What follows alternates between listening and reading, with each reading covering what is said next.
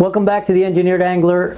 Today I'm going to talk to you about something that's near and dear to every lure maker's heart, and it doesn't matter how long you've been doing this.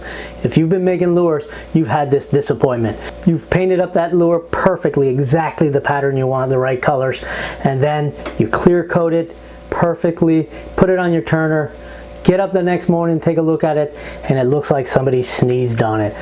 This is a pro tip on everything I've learned to get a nice, crystal clear, perfectly smooth, better than anything you can buy in the store finish with your clear coat. Stick around.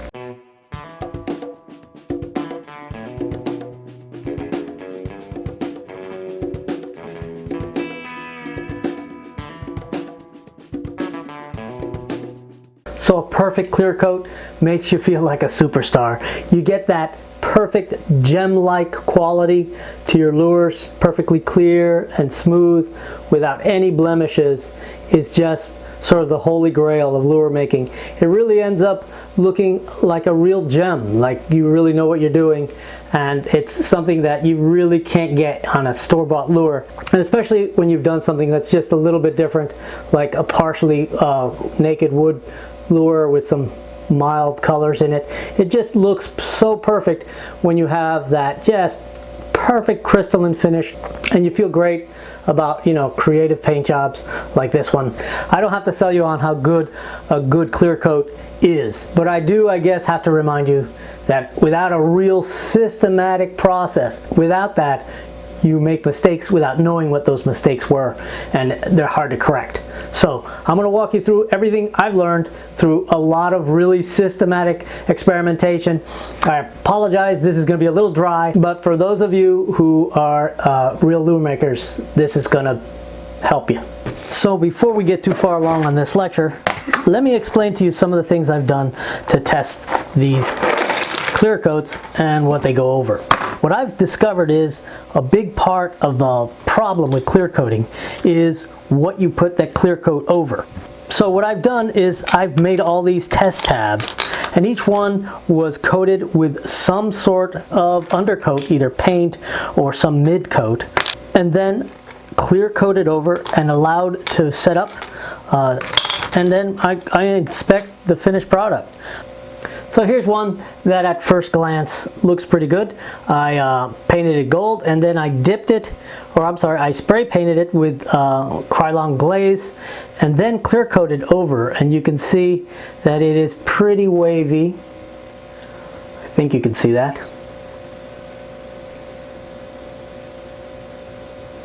These are the kind of things I've done with lots of different paints and lots of different undercoats. Here's one that came out very nice, and that had a UV cure resin under it. So you can see that the two-part resin doesn't mind going on top of the UV resin. That was a nice learning moment for me. So I've done this over and over. Every time I get a new resin, I do a set for that resin. And if you haven't seen the video on how I go about doing that, I'll put a link above me. So let's go ahead and walk through the different steps that I'm going to recommend that you do. First of all, let's talk about pre-prep. Now what I mean by pre-prep is what you're going to do to that lure before you even begin to put any finish on it, before you begin to paint it or any of that kind of thing. So you're going to sand it, right, and you're going to get it clean, and you're going to make sure that it gets cured. Now how you cure your lures is up to you. Time usually does it, or you can cure it in an oven at a low temperature. That's what I do. Curing in an oven speeds the process up and gives me a really good confident feeling that I've got it well cured. The second thing is, after you're certain it's cured, after you've left it for 7 or 10 days, or heated it in a small oven, you need to seal it. The reason I think it's important to seal it is that even after it's well cured, there are still some volatiles. That chemical reaction continues to happen for quite a long time. And if there's a path for those volatiles to sort of vapor out of the body, it will foul your paint and foul your finish. So the idea is to go ahead and seal everything up after it's cured. And so I like to dip it in a seal. So you can use a lacquer type seal whatever you use for your wood lures. You can use that as well. I like to dip it in polyacrylic by Minwax. It's turned out to be a really good multi-use sort of sealer and mid coat. It seems to be very friendly with all the clear coats I use. So after you got it nice and sealed, what you want to do is store it in a good place. Now, I have a few places in my shop that I store and hang up lures depending on what stage of completion they are. Now, I'm horrible at putting them in safe places. I tend to hang them wherever I can hang them at the moment and go on to do something else because I'm sort of a scatterbrain. And a lot of times what will happen to me is I'll start working on something else with a lure right by me, and I'll spray some lubricant on something, it'll spatter up, I won't notice it. Next thing you know, I've got a ruined lure. I've got to go back and sand it down after I finish it.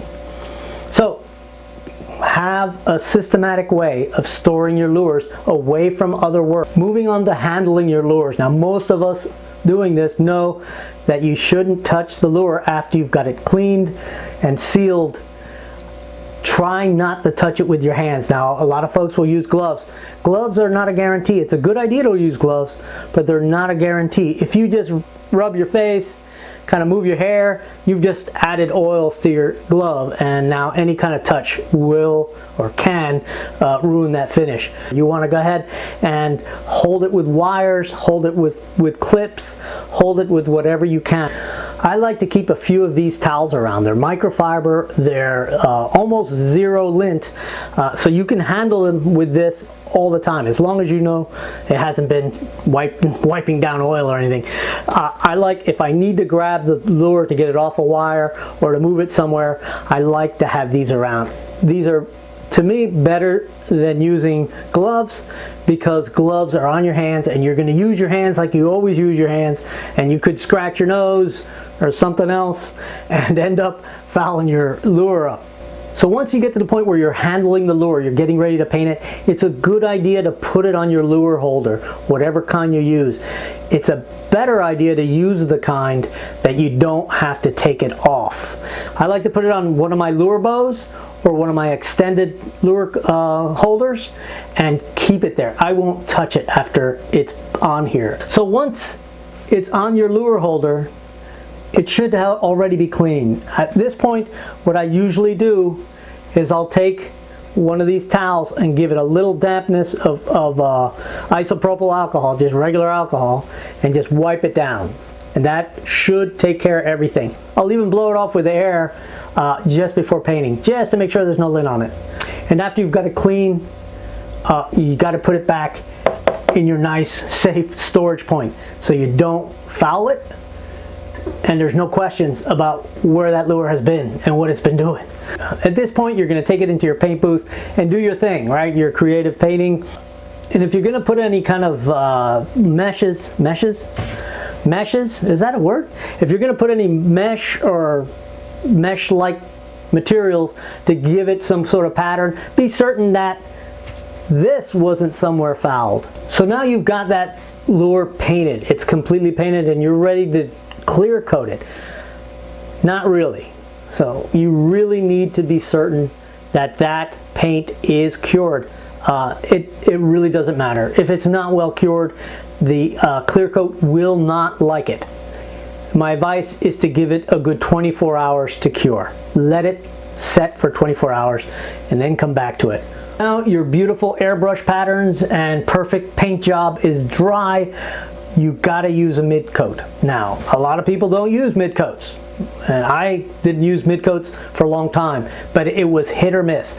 I often had nice lures with only one or two tiny blemishes, and other times I would have blotchy blemishes all over my clear coat. I found that the most predictable way to get a good clear coat was to use a mid coat. Now there's a couple of mid coats that I would recommend. You can use floor wax. If you use floor wax, you need to make sure it dries 24 hours as well. And I recommend that you wipe it down with alcohol again before you go ahead and clear coat. But these days, what I use for a mid coat is the Minwax polyacrylic. It really seems to work super well. The way I apply the polyacrylic is to cut it 15% with just water. and then I airbrush it on with at least 3 thorough coats. 3 coats will seal that paint and give you a really nice finish at the end. Now is no time to stop paying attention. Remember, handle it carefully, don't touch it. And I like I was saying, I like to take the blower or even canned air and just blow it off.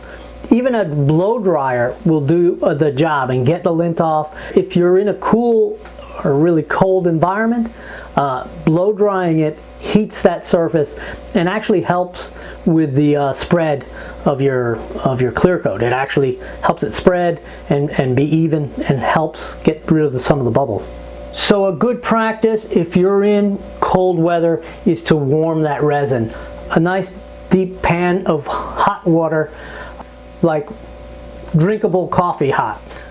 And just put your 2 parts in there, let it warm. I like to pull them out and swirl them every now and then, put them back in, and when they're nice and warm and they're flowing really nicely, it really helps you with your finish.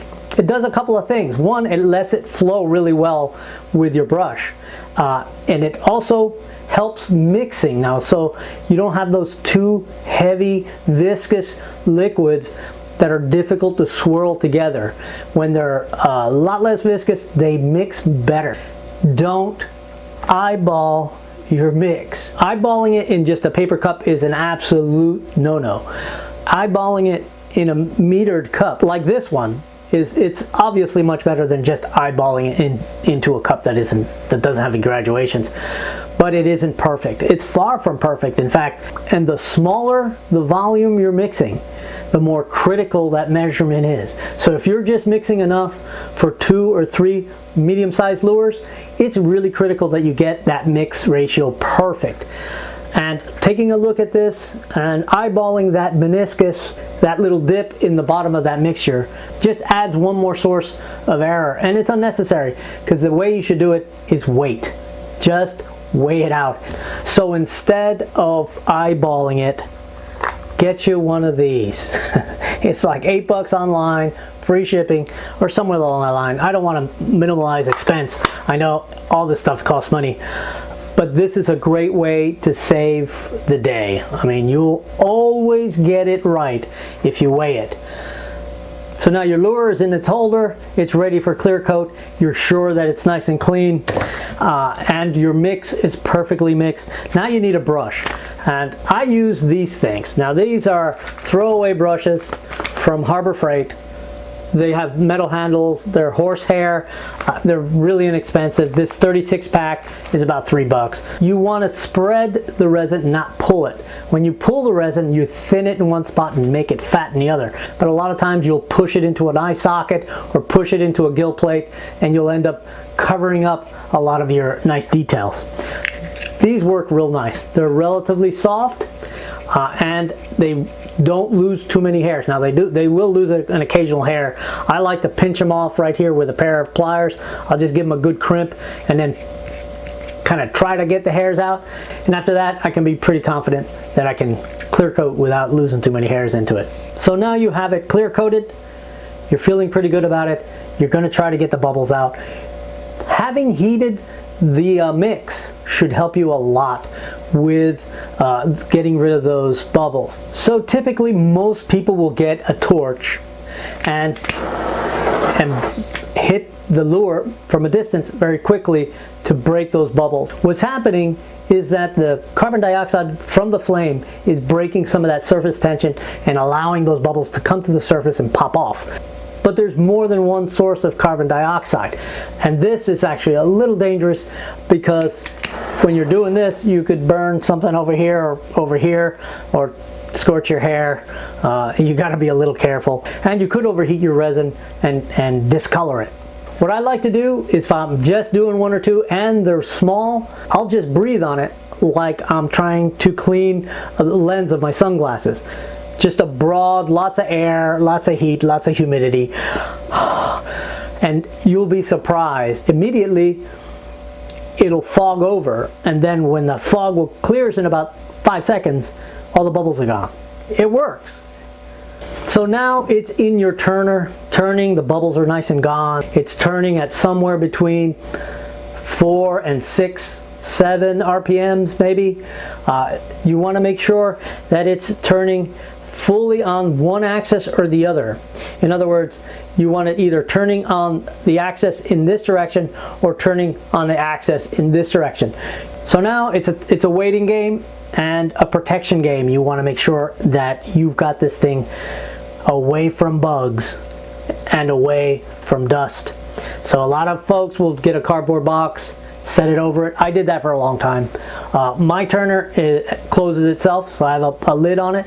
And if you've got a UV box, that's a good way to go. You've got a contained box with a lid on it, and you need to include a turner in there so that you can use it even if you're not using UV. I like to turn my UV too. I'm sorry there wasn't a whole lot of excitement and demonstrations in this particular video. Hopefully you guys got something out of it. It's important that you follow some stepwise process that's repeatable. A bad clear coat almost makes it not even worth it. If you're enjoying these videos, let me know, and subscribe if you haven't. Comment, ask questions. I'll try to answer as many as I can. I've got a bunch of them stacking up that I'm going to do another Q&A coming up soon. I'm going to be doing a full lure build on a sort of unique lure coming up real soon. So stay tuned. I'll catch you on the next video.